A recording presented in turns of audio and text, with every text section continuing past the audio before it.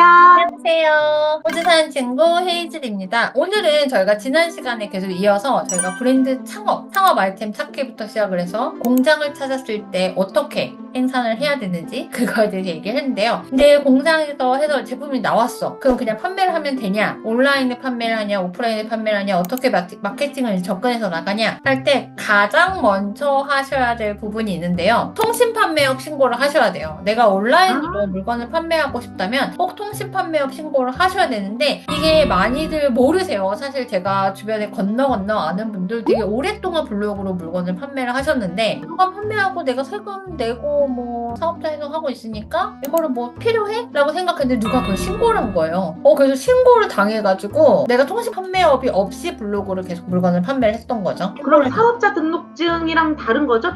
다른 거예요. 사업자 등록증하고는 통신 판매업은 또 다른 얘기예요. 사업자 등록증은 당연히 사업을 할 때 있는 거고, 그리고 통신 판매업은 온라인에서 내가 물건을 판다고 할 때 온라인 통신 판매업 등이 꼭 있어야 돼요. 이거 안 하면 요금 있어요. 그래서 무조건 통신 판매업은 이제 신고를 하셔야 되는데 온라인 판매하시는 분들이 그냥 이거 택배 내가 해서 보내면 되는 거 아니야? 라고 생각을 하셔서 많이들 잊으신 분들도 있어서 실제로 타 업체에서 경쟁 업체에서 신고를 하기도 하고 좀 그런다고 그러긴 하더라고요.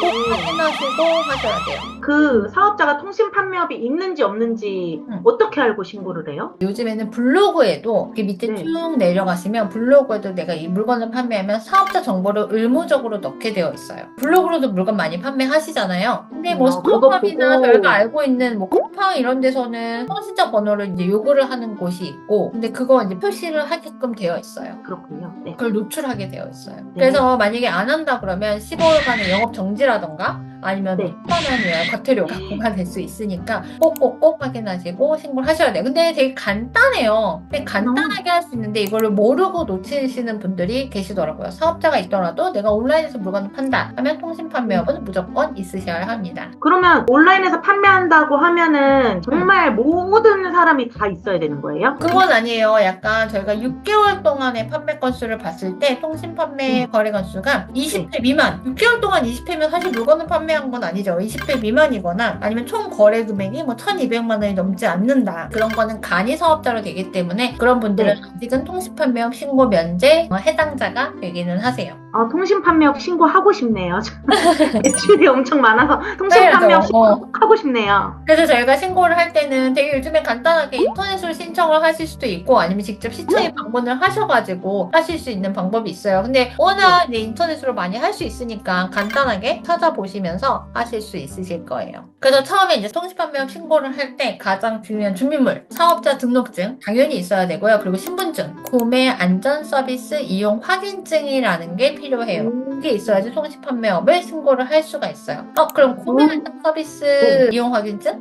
그럼 뭐지? 라고 하실 텐데 그거는 만약에 저희가 네이버 스토어팜 같은 거를 오픈을 하잖아요. 그럼 되게 간단하게 그거를 개설을 할 수가 있을 텐데 스마트 스토어나 쿠팡 이런 데서는 쉽게 발급이 가능해요. 그래서 발급 받아가지고 그 번호를 통신 판매업 신고하실 때 넣으시면 되세요. 그러면 혹시 물건이 아니라 서비스를 판매하는 경우에도 통신 판매업이 필요한 거예요? 네, 맞아요. 서비스를 저희 요즘에 강의 같은 거 되게 이제 많이 팔고 뭐 전책 이런 건 물건이 아닌 실물이 아닌 거잖아요. 그런 거를 하는 경우에는 구매 안전 서비스 비적용 대상 확인서라고 따로 있어요. 그걸 설명 자료를 제출하셔가지고 하시면 되세요. 저 콘텐츠 같은 경우는 구매 안전 서비스 비적용 대상 확인서는 어디서 그럼 발급받나요? 여기 캐셔에 남겨드리도록 할게요. 그러면은 저같이 성격 급한 사람은 그냥 시청 가가지고 직원의 안내에 따라서 하면은 금방 그 자리에서 즉석으로 할 수 있잖아요. 근데 온라인에서 접수하는 거는 조금 가이드가 필요할 것 같아요. 근데 온라인 하는 것도 너무너무 간편하게 되게 잘 돼 있어요. 그래서 정보24 바로 접속하시고 사업자 하게 되면 정보24에 되게 많이 들어가게 돼요. 생각보다. 정보24 접속한 다음에 거기서 민원 서비스 선택을 하시고 통신 판매업 신고를 들어가시면 거기서 신고 접수를 하시면 되세요. 그리고 접수가 이제 완료가 되면 등록을 한 거잖아요. 등록 면허세를 납부하라고 나와요.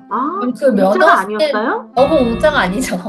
그렇군요. 판매를 하는 거니까 이제 등록세를 내는 거니까 그 면허세를 내라고 나와요. 그 면허세를 내시면 되는데 한 3일 정도 소요가 된다고 해요. 그래서 처리 완료 문자를 받으시면 난 이제 통신 판매업 할 수 있구나. 그래서 통신 판매업 이제 신고증 같은 거를 발급을 받아요. 그럼 거기 이제 이름이랑 사업자랑 이제 통신판매업 번호까지 네. 들어가 있는 거죠. 통신판매업 신고를 할 때는 사실 돈이 네. 들진 않아요. 이 신고한 거가 면허잖아요. 면허? 등록 면허거든요. 내가 이제 네. 판매를 하겠다는 그거는 매년 돈을 내야 돼요. 안 그래도 저도 얼마 전에 1월에 그 돈을 냈는데 네. 매년 그거는 일괄적으로 돈을 무조건 내야 돼요. 1년에 한 번씩 그걸 내야 되는데 그게 되게 재미있는 게 사실 저도 처음엔 몰랐는데 사업자 주소지에 따라서 그 등록세 비용도 달라져요.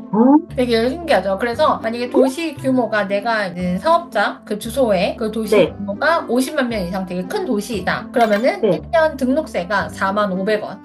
1년에 45,000원이요? 네. 그렇게 등록세를 내야 되는데 또 어떤 되게 작은 내가 군 지역에 있다. 그럼 1년에 12,000원이에요.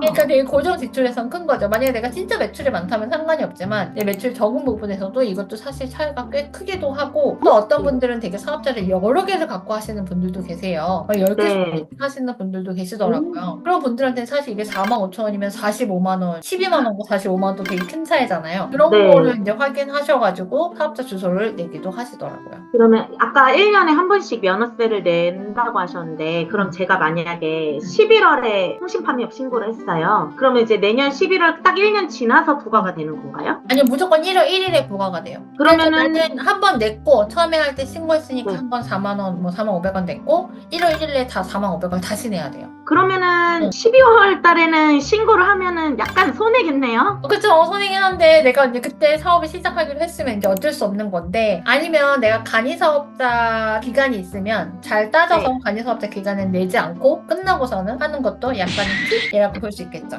근데 납부 기한은 1월 1일에 돈 내라고 나오고 납부 기간은 1월 말까지니까 꼭 그 안에 내셔야 돼요. 그 안에 만약에 내지 않으면 또 이제 관세가 부과가 되니까 내시는 거를 잊지 않고 꼭 내셔야 돼요. 그래서 연초에 되게 바빠요. 그런 거 할게. 그리고 이제 통신 판매업을 내가 신고를 했잖아요. 한번 신고하고 등록 면허세도 매년 내게 되잖아요. 근데 그 후에 되게 관리도 필요해요. 그래서 만약에 사업자 주소가 이전이 됐다거나 아니면 정보가 뭔가 바뀌었다거나 이런 거 할 때는 항상 통신 판매업 신고도 변경을 해줘야 돼요. 같이. 자동으로 바뀌는 게 아닌가 보네요. 그럼요. 당연히 자동으로 바뀌는 건 아니고 내가 그거를 실질적으로 가서 변경을 해줘야 되는데 이것도 정부24에 들어가셔서 하시면 되세요. 그래서 정부24랑 좀 친해져야 돼요. 그 전에는 거의 이용을 안 했던 것 같은데 사업자를 하면서 사실 저도 정부24에 되게 자주 들어가게 되긴 하더라고요. 그리고 만약에 폐업을 하게 됐어. 폐업 신고를 해야 돼. 그럼 통신판매업이 있는 상태이긴 하잖아요. 폐업을 할 때도 사업자 폐업 신고를 하시고 통신판매업 폐업도 따로 꼭 해주셔야 돼요. 자동으로 되지 않고 통신판매업도 관리를 꼭 해줘야 돼요. 관리를 해줘야 돼요. 그래서 사업자 폐업 신고는 보통 저희가 알고 있는 세무서나 국세청을 이용하시면 되지만 통신판매업 이제 폐업 신고는 저희가 정부24에서 신청을 했잖아요. 그러니까 정부24에서 폐업 신청도 하셔야 돼요. 저희가 1편은 불편함을 없애는 상품을 찾는 창업 아이템을 찾는 방법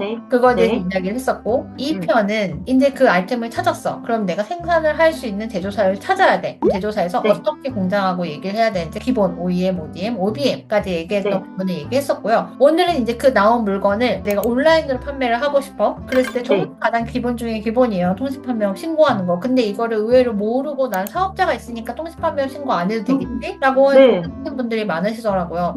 그래서 거기까지 저희가 알려드렸고요. 다음 편에는 저희가 상업 스토리 계속 이어가도록 할게요. 다음 편에는 저희가 온라인 판매 신고까지 했잖아요. 그럼 온라인에 팔아야 되잖아요. 그럼 가장 중요한 게 뭐냐? 상세 페이지. 마케팅 가장 중요한 보여지는 얼굴인 상세 페이지가 사실 되게 중요한데 요즘에는 되게 이제 AI 기술과 여러 가지 어떤 적용으로 상세 페이지를 만들 수 있지만 그래도 사실 사람의 손이 가고 저희가 구성을 하는 것도 되게 중요해요. 그 구성하는 포인트에 대해서 한번 같이 이야기해 보도록 할게요. 네, 알겠습니다. 저희가 구독과 좋아요 눌러주시고 계속 따라오시면 저희가 하나씩 창업 스토리를 계속 지금 이어서 갈 거예요. 그래서 지금 브랜드 창업이나 새로운 사업 시작하시려는 분들은 따라와 주시면 저희가 하나씩 소개시켜 드리고요. 혹시 궁금한 점 있으시면 댓글로 남겨주시면 그 얘기도 한번 같이 나눠보도록 할게요. 네, 감사합니다. 네, 감사합니다. 감사합니다. 네.